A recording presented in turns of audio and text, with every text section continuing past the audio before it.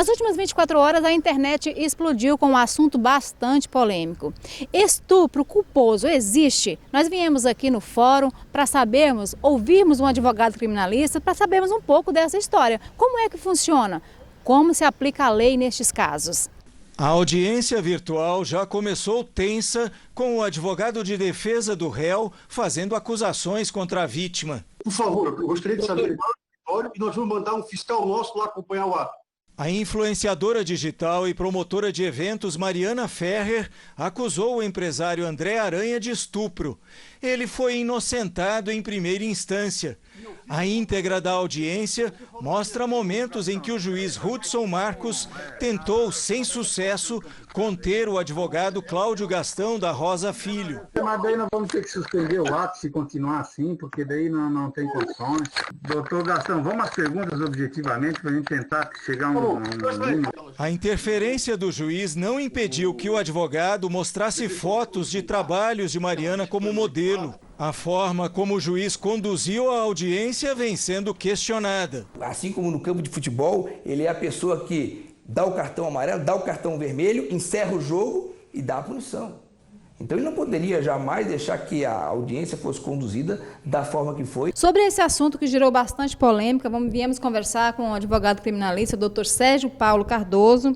Doutor Sérgio, como é que o senhor vê essa questão dessa atuação do juiz, né, que colocou aí um estupro culposo na questão da condenação desse jovem, e como é que atua a lei nesses casos?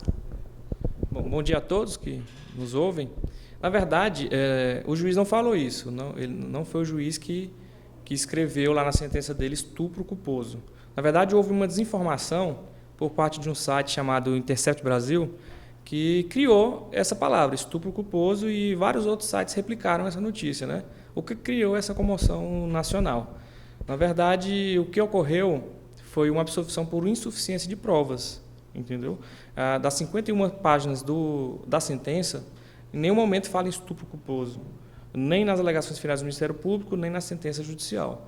Então, ocorreu uma desinformação e o que acho que o ponto-chave dessa questão não é nem isso, eu acredito que isso já está superado.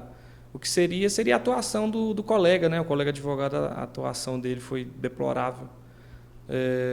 Na minha opinião, muito reprovável, ele extrapolou os limites da advocacia criminal naquele momento.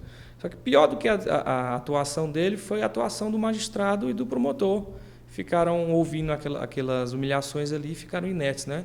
O juiz, ele preside aquele ato solene, né? Ele não poderia deixar aquilo acontecer de maneira nenhuma. Doutor, como que atua a lei nos diversos casos de estupro? Porque tem vários tipos de estupro, né, doutor? Sim. São dois tipos de estupro, né? Dois artigos, o 213 e o 217-A.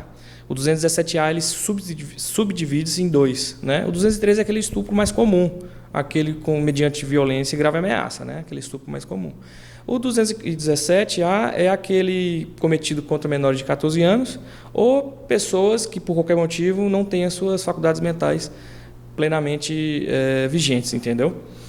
E que foi o caso da influência mariana. Entendeu? Então, são esses dois tipos de estupro. E é importante falar que estupro culposo, que é o estupro sem a intenção de cometer o crime, né?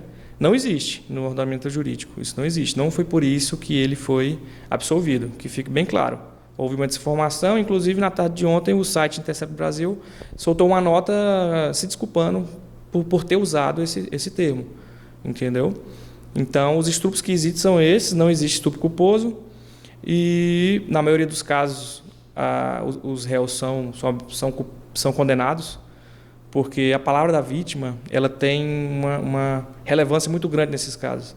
A palavra dela é muito importante para condenar, entendeu? Só que ela precisa vir corroborada de pelo menos mais alguma prova e que o réu não tenha mais alguma prova para deixar o juiz em dúvida. Se o juiz tiver dúvida, a absolvição é a medida que se impõe. Por quê?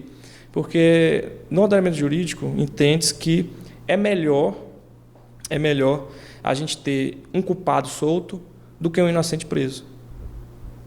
Bom, existem dois tipos de estupro, né? O estupro propriamente simples, aquele do artigo 213 do Código Penal, que é aquele estupro mediante violência ou grave ameaça, aquele mais comum, certo? E existe também o estupro de vulnerável, aquele que está previsto ali no 217A, que subdivide-se em 2 tipos de estupro, né? Que é o estupro de vulnerável de menores de 14 anos e o estupro de vulnerável de pessoas que não têm suas faculdades mentais 100% vigentes. São esses 3 tipos de estupro que existem. É importante informar que estupro culposo não existe no nosso ordenamento jurídico, certo? Então, essa questão de estupro culposo que saiu na mídia é mais uma desinformação do que algo que existe.